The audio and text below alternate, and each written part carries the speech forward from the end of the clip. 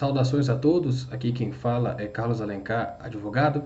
Queria tratar com vocês rapidinho sobre um tema muito importante na agenda legislativa nacional. Está prevista para amanhã, dia 5 de maio, a votação do PL, pegar a colinha aqui, 4.754 de 2016. O que esse PL está discutindo lá na Câmara dos Deputados? A tipificação como crime de responsabilidade dos ministros do Supremo Tribunal Federal quando eles usurparem a competência ou do Poder Legislativo ou do Poder Executivo. Vocês devem saber que a República Federativa do Brasil ela tem 3 poderes básicos, que é o Executivo, que tem que executar as leis, o Legislativo, que elabora as leis, e o Judiciário, cuja principal função seria julgar e nada mais. Uma ou outra coisa ele legisla o regimento interno do próprio Supremo Tribunal Federal ou dos tribunais de justiça, coisa assim muito residual. Mas de uns tempos para cá, a gente já teve a oportunidade de conversar com vocês que está acontecendo um fenômeno conhecido como ativismo judicial, no qual o judiciário não se limita mais meramente a julgar lei, mas ele começa a criar hipóteses que a lei não previu. Então, aqui no Brasil, a gente tem vários casos em que o ativismo judicial foi muito prejudicial para a nossa nação, principalmente do ponto de vista da moral cristã. A gente tem hipóteses de despenalização do aborto que não passaram pelo Congresso Nacional, mas foram enfiadas goela abaixo do Brasil no Supremo Tribunal Federal. Exemplo principal disso é o aborto nos fetos com anencefalia. Nós temos o reconhecimento como entidade familiar do jacaré e do lobisomem, que aqui é linguagem cifrada, quem for mais inteligentinho vai pegar, que não foi reconhecida pelo Poder Legislativo como entidade familiar, mas foi reconhecida no Supremo Tribunal Federal, e hoje a gente sabe que os cartórios são inclusive obrigados a reconhecer e passar certidões das mais diversas, etc.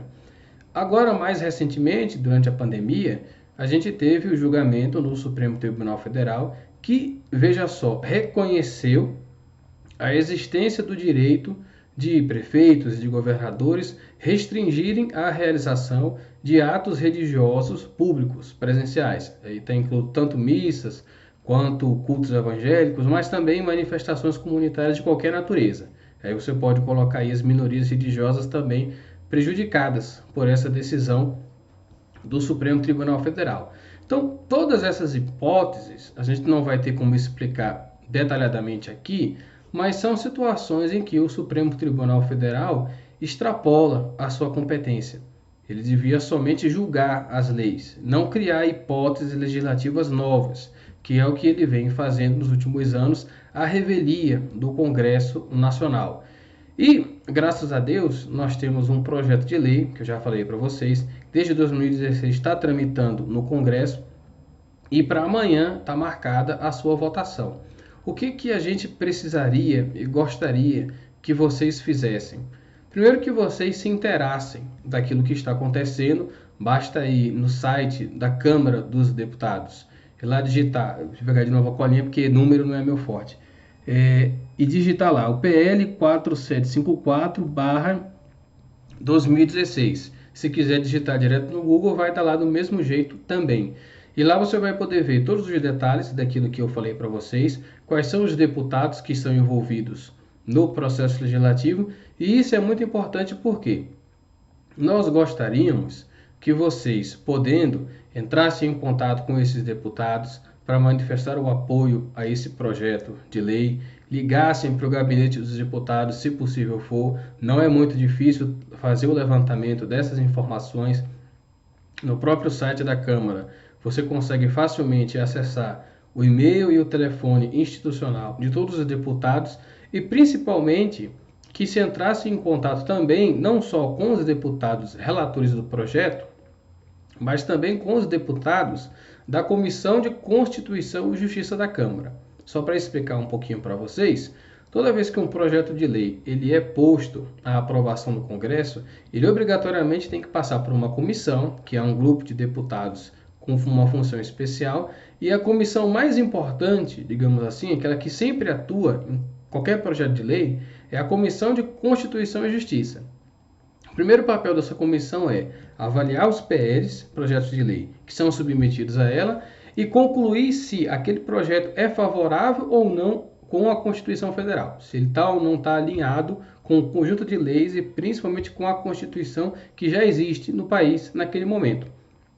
Então, também é uma informação muito fácil de ser obtida, basta você dar uma googada, Comissão de Constituição e Justiça da Câmara ou simplesmente CCJ, e aí você tem acesso a todos os deputados. Então, o que a gente pediria é que você se focasse naquele deputado que é do seu estado, ou naquele ou daqueles. No caso, falo como eleitor do Amazonas, nós temos 2 deputados titulares lá na nossa CCJ. Então, entrar em contato com esse pessoal e pedir para que eles deem uma atenção especial nesse projeto, demonstrem o profundo apoio da população brasileira nesse projeto.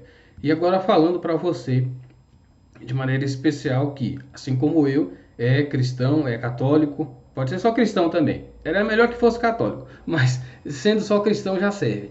Veja só, muitas pautas, como eu pontuei anteriormente, negativas, elas passam no Supremo Tribunal Federal. O pessoal já não tenta mais fazer com que essas pautas passem no Congresso, porque sabem que no Congresso a força dos cristãos é muito grande. A gente não deixa que certas pautas sejam aprovadas lá. Então eles pegam e por meio de ações levam essas pautas para o Supremo Tribunal Federal. O Supremo Tribunal Federal passa por cima do Congresso e passa coisas que não deviam ser aprovadas na República Federativa do Brasil. Então, uma maneira muito importante que nós temos de frear esse ativismo judicial, o avanço do Supremo Tribunal Federal sobre o Congresso Nacional, tomando as rédeas daquilo que era para ser decidido na Casa Legislativa, que é de fato a Casa do Povo, é com a aprovação desse projeto. Então nós contamos com a ajuda de todos, pedimos para que se orientem, não é muito difícil, está tudo explicadinho lá no site da Câmara, que se manifestem nas redes sociais, para que informem outras pessoas sobre aquilo que está acontecendo, porque nós temos pouco tempo. A votação está marcada para amanhã. Não quer dizer necessariamente que aconteça amanhã. Poderá ser adiada? Sempre é possível. Mas, a princípio, está marcada para amanhã. Então, toda ajuda, toda colaboração, toda atividade que você puder realizar para nos ajudar nesse período de menos de 24 horas que nós temos, é muito importante, é muito bem-vinda. Fica aqui o meu abraço para todo mundo, o agradecimento a todo mundo que colaborar. Fiquem com Deus, salve Maria.